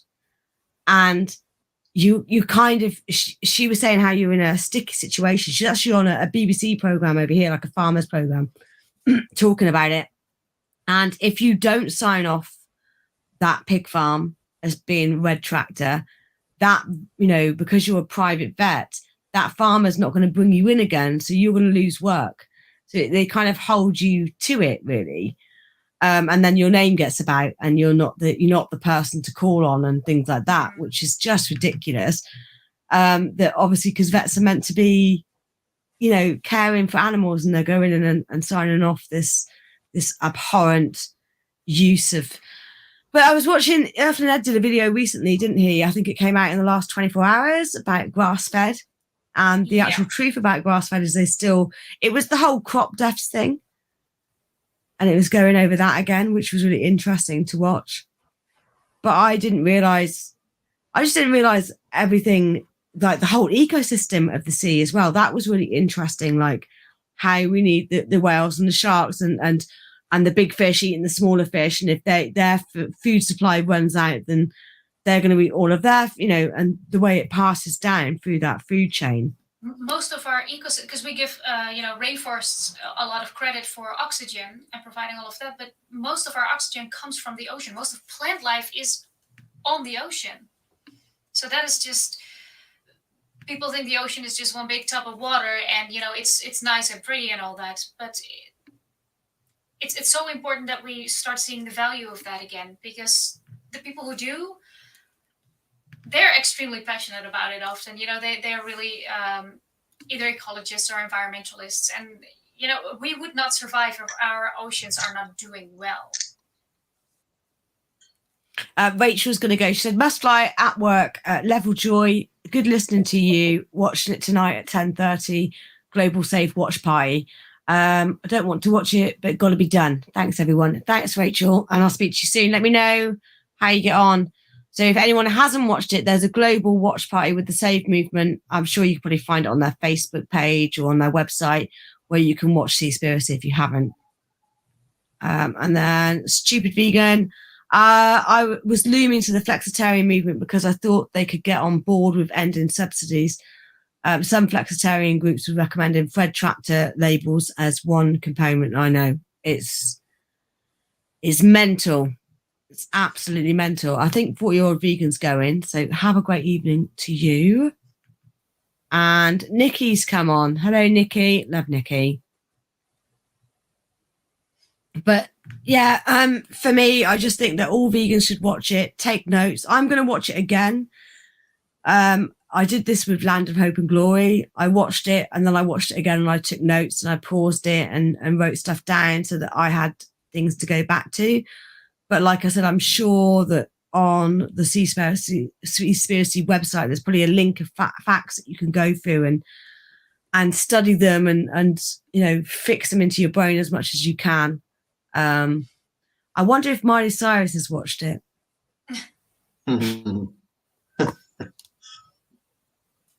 Yeah. Like But if anyone else, nutritional argument was very interesting. You know, that's something I knew very little about because I wasn't, you know, vegan for nutrition or anything like that. I'm not that interested in that. I mean, obviously I'm interested in living healthy, but I'm not super into the diet or anything. But that was very interesting to watch as well because I used to be convinced that fish was pretty healthy too. But over the years, and especially now with Seaspiracy, I'm completely convinced that it's not. That it's unhealthy. Well, yeah, like I said earlier, as a woman, if you're pregnant, you're told to not eat any sea life at all, like especially shellfish and certain fish you're not meant to eat because it can be harmful to you and the baby. And the amount of like chemicals that you're getting from eating the fish as well is so bad for you. Yeah, I always thought it was healthy. I have got a heart condition and they say that fish is really good for you and, you know, fish oils and stuff. And that's what I was always told when I was growing up. Yeah. I know. It is though. You always get heart health, don't you? Heart healthy. On seafood. Yeah. Yeah. And it's a mercury. It's a mercury in the fish that is at such a high level now because of everything that we've pumped into the sea. That's it. Kill your unborn child. It's mental. Absolutely mental. Yeah, maybe if you don't recommend it to pregnant women and, you know, maybe just don't eat it at all. Yeah, and there's like certain cheeses that you can't eat if you're we're getting hair compliments. Oh, no. You do have very beautiful hair, Gawain. Oh, my hair, what? Oh, you're talking to Gawain, he does have very It's beautiful, luscious locks. I cannot be distracted. But did you get a different color, Pixie? Because I thought last time you had green. Last time I saw it. Last time I had like a teal, like a blue. Yeah. And this was red on Friday, and within 24 hours it went pink. So, but it was like, I mean, bright red, like pillar box red. But yeah, my hair's. Yeah. It matches the rock behind you on the shelf. So that's actually a good color combination. I can't believe I pointed in the right direction when it's mirrored as well. But yeah, I was pointing too, but I realized that doesn't matter. Oh, and Level Joy, your hair looks good too. Oh, yeah. Level Joy does have beautiful hair. It's kind of a mess at the moment because, like I said, I just came wandering out of the forest. It's been, I might have to pluck a few animals out of it, but... A few bugs. Something is nested in there, but I want to know why you crawled out. Why were you crawling? I thought you were meant to be hiking. Crawling? Yeah, crawling. When you came on, you said you just crawled out of the woods. Crawled out. She said. I just crawled out. Yeah. No, it was really fun. I actually, I recently got a new camera, which I, had been, I've been saving up for it forever and done a bunch of research because I always wanted a good photography camera, and I've just been photographing every little bug and every little tiny plant that I could find, and I just got home, so I can't wait to see the results of that. I'm really excited about that. I can't wait to get out on the streets and use my camera. Gawain and I have got a couple of things planned for doing some activism on the streets of Bristol. Some table activism. So it's going to be exciting. Not going to say anything because I don't want to ruin the surprise. But I can't wait for my channel to take that turn to show different forms of activism rather than just talking to people about it, actually taking part in it, because I haven't done stuff for such a long time now. Yes, I would love to, get more involved too. Maybe I wouldn't dare to do the table right away, but that seems like a really fun way to do activism too, because you actually get to talk to a single individual and actually talk face to face, Oh, so Charlotte's saying you're actually allowed to any cooked fish and seafood, we'll say sea life, because Paul said to say sea life, and he's right. now when you're pregnant, you just have to keep your mercury to the same intake as 1.5 tins of tuna a week. What? Why would you do that? Oh man, why would you do that? I mean, you can have little bits of cyanide, I presume, as long as you keep your levels, you know, bits of willetry. Yeah. And then Stupid Vegan said there's lots of fear mongering around not eating fish. They say you need it for your brain, despite that it's not essential. They claim we can't convert omega-3 from plants, but without any proof. But that's rubbish, because I have omega-3 from seaweed almost every day. I just have one of those little seaweed squares.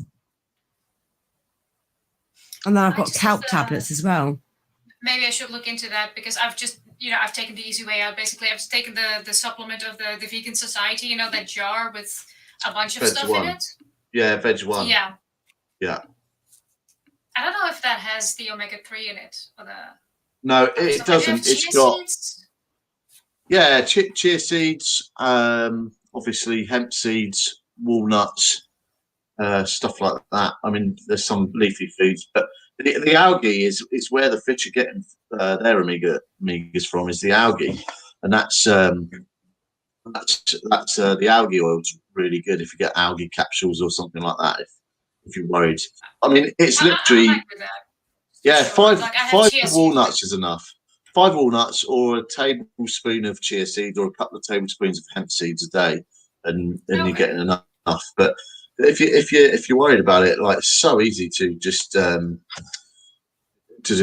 a supplement in, and so many non-vegans do that anyway. Yeah, exactly. No, I just have a spoonful of chia seeds, or maybe more, in my yogurt in the morning. My coconut yogurt with some fruit, because I like the crunch. I have chia seeds and flax seeds, like a tablespoon of each, in like a banana smoothie with some unsweetened soy milk, or in a yogurt pot. I actually planted some chia seeds and flax seeds today to see if they'll grow. So I'll just see what happens. I don't know if that's going to work, but we'll see. But I planted some chickpeas from some dried chickpeas that we just had in the store cupboard for food. I planted them last year, and I grew small chickpea plants, but I put them in the wrong place in the garden. Didn't get enough sunshine, so we'll see what happens this year with those as well. That's so hard about garden. It looks like so much fun to have a little tomato plant or something like this, but everything dies if I've touched it. That's just, my garden is a valley of death, really. I'm rubbish with tomatoes. I don't know why, but my tomatoes always get potato blight, and I just can't do. They just need so much love and attention, I think. Yeah. Bohemian B. Hello, B. How are you? Hey, B, all right. Time. Yeah, we are getting on to an hour and a half. We'll probably wrap it up soon, because I think the conversation is going down. But have you seen Seaspiracy, B? Let me know if you've seen Seaspiracy. And I take algae, no problem. Yeah.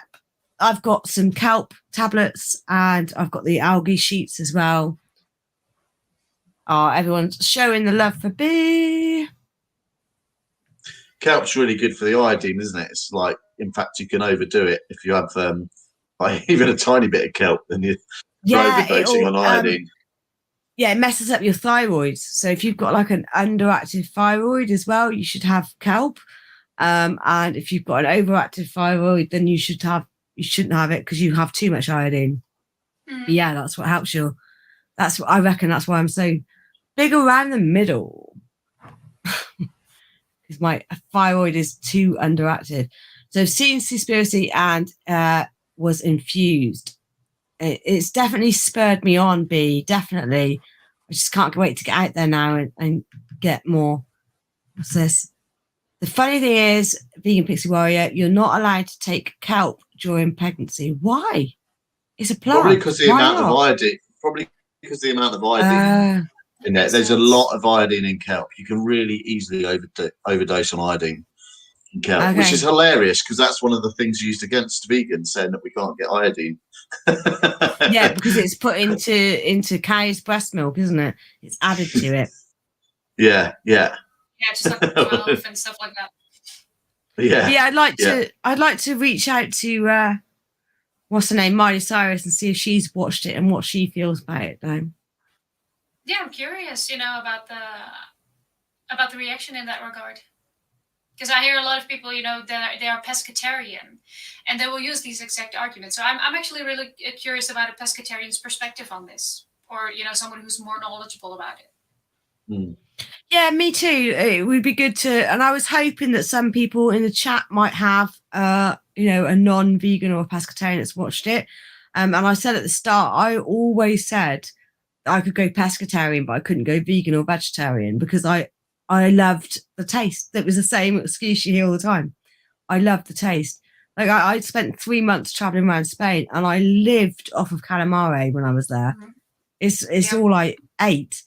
And a lot of seafood. Well, sorry, sea animals. Is that what Paul said earlier?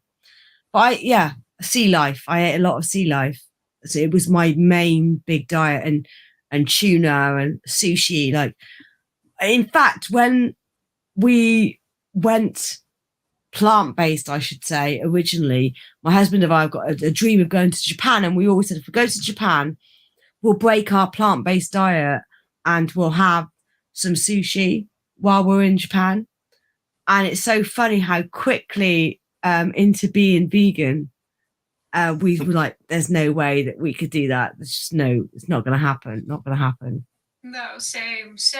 I had a few things in mind where I was like, couldn't I make it like a single exception for this or that? Maybe I could. For example, if I wanted to visit Japan, I have the exact same story there. But one thing that I also wanted to try was Wagyu beef. And according to somebody I talked to about that, those cows had a great quality of life. Basically, they were massaged to sleep, they were sung to sleep, and all of that. And so at first I was kind of justifying that in my head. But now that I've been, I think, a few months into being vegan, I looked into it and I thought, no, I can't justify that to myself anymore. I wouldn't be able to enjoy it like that because it just no. I just let the cow live. I'll eat something else. Japan has great vegan cuisine as well. Mm. Yeah. There's lots of vegan sushi that I like. Yeah, we've had some vegan sushi and I do like it. I do enjoy it, definitely. It's another comment from B. I missed that one.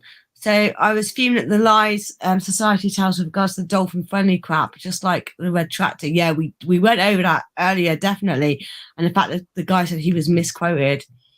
And then every ex-vegan was a pescatarian.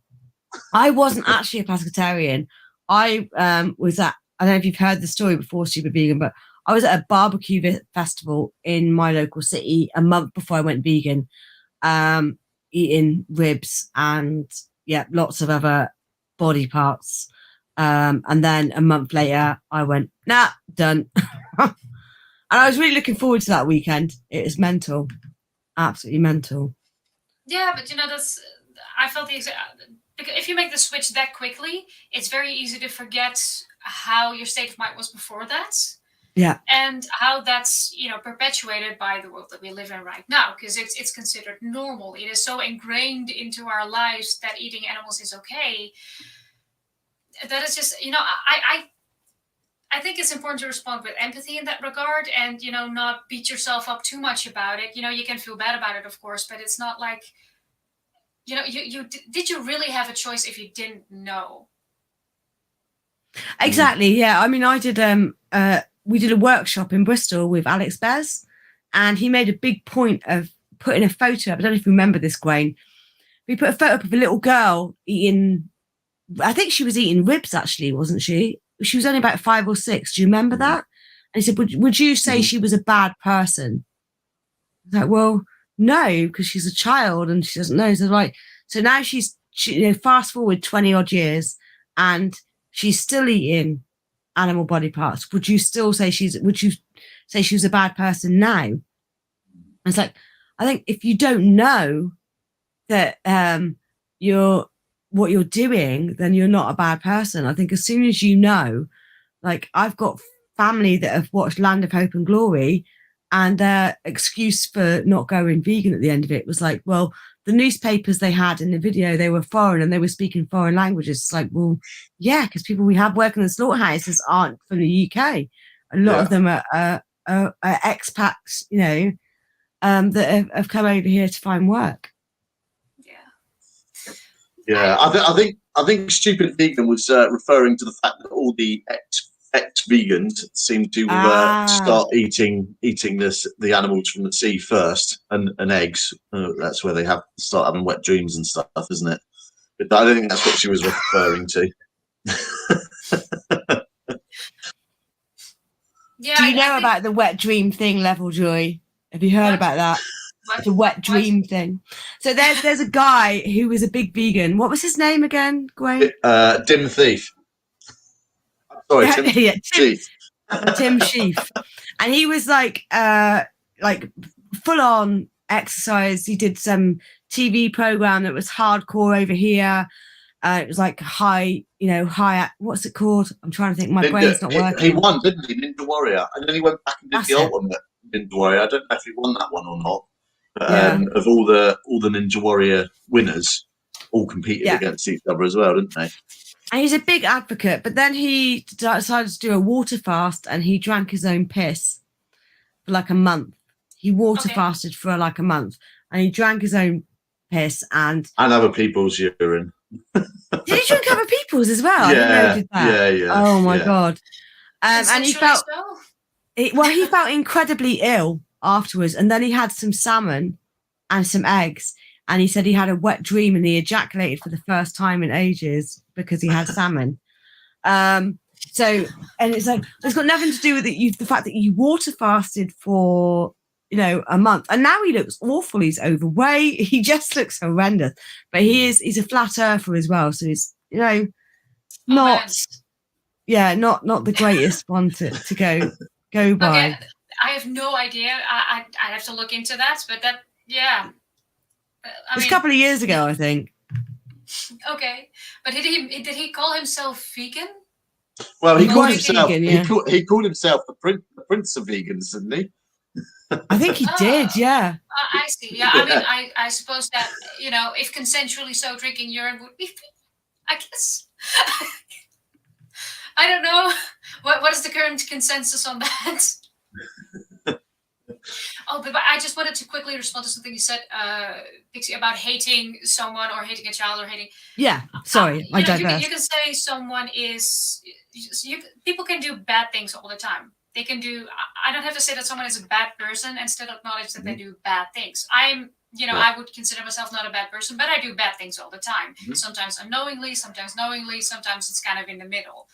But you don't have to say that someone is a bad person for eating meat, because you don't know that, right? And you can still fully acknowledge without it making a personal judgment of character that someone is doing a bad thing. And I think that's something that a lot of people trip over, because they think, oh, all vegans think that I'm a horrible person for eating meat. No, I don't think so. No, I don't either. But I do have a lower opinion of them if they've watched Land of Hope and Glory and then decide that they are going to continue. Yeah, that makes me lose faith in them a little bit. Yeah. I had someone. I'm not going to mention who, but I had someone recently, and I was talking about a local animal sanctuary is talking about rescuing some hens, and they're like, "Does anyone want to give any homes to these rescued hens?" And this person said, "Oh, I would." And I said, "Okay, they're ex-battery hens. They've passed their egg laying days." And she went, "I don't want them then." And I was like, "What?" No. Well, if they're not going to lay eggs, I was like, "But you've got a dog and a cat, and they don't give you anything. So why do you have to have some? Why do the hens have to offer you something to have a home with you and live out their lives?" Like, yeah. Well, the dog and the cat's loving. I said, so hens are loving as well. Like, they love a cuddle. I know. No. It's so horrible. I mean, the thing is, they will actually lay eggs, but... I just want to say to Stupid Vegan's comment, that's exactly what I did. Yeah. I went, oh my God, no. Well, good thing she didn't want them then, because apparently she just sees them as products, really. I mean, what would have happened if they had laid eggs but then stopped laying eggs? I mean, would she have eaten them, got rid of them? I don't know. I mean, it's so probably sad just locked them up in a cage and neglected them.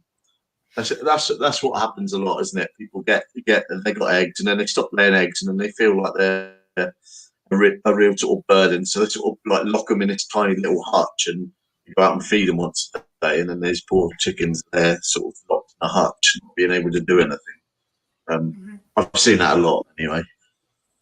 Yeah, because that's a whole topic of its own, backyard eggs and all of that. Yeah, definitely.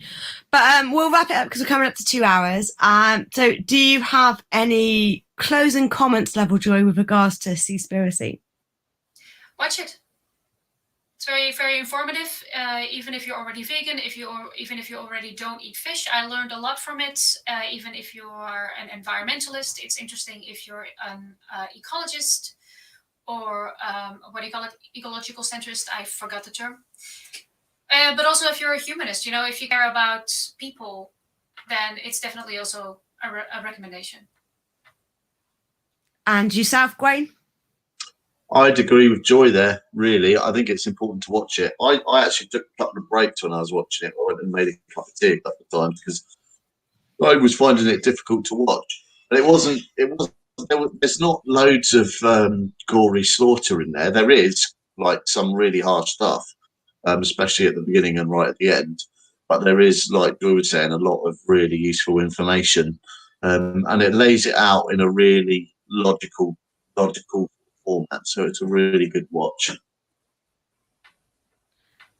Oh, Julian, that's very nice. I just want to share that. Amazing people in here. Yeah, the chat has been so positive tonight. I want to say a massive thank you for everyone that's watching. If you haven't subscribed yet, subscribe, like, and share. This was just a bit of a kind of, relaxed chat about Seaspiracy. I will put everyone that's been on the video today, I will drop the links to their channels down below. Please go and watch Seaspiracy. Get a pen and paper. I would just watch it first without the pen and paper, but watch it again and take notes for yourself. I think for me, I find when I write things down, they kind of stick in my brain a bit better, and then I remember that information a lot more. But to do a watch party, a Zoom watch party, if you're in lockdown, and invite some non-vegans to watch it with you, that would be what I would recommend. And yeah, thanks again for watching. And oh, look, here we go. B has made a threat. Subscribe or I will sing. And trust me, you need your eardrums. No, thanks for coming on, Stupid Vegan, and all your comments. I've really appreciated your comments in the chat. It's been lovely, and hopefully one day you'll come on and give us a chat as well, because you're not stupid. Oh, Jose's back, and we're going to sign off, Jose. But we'll let Jose to come back on a minute. So, Jose, we're going to say goodbye to everyone. Do you want to? I hope your class went okay. Do you have any closing comments to tell anyone? Go vegan if you're not vegan already. And yeah, my other one as well is like, get active. If you're not active, get active for the animals. So we'll say goodbye. Bye, everybody. Thanks for watching. Bye. Bye. Thanks for watching. Have a nice day.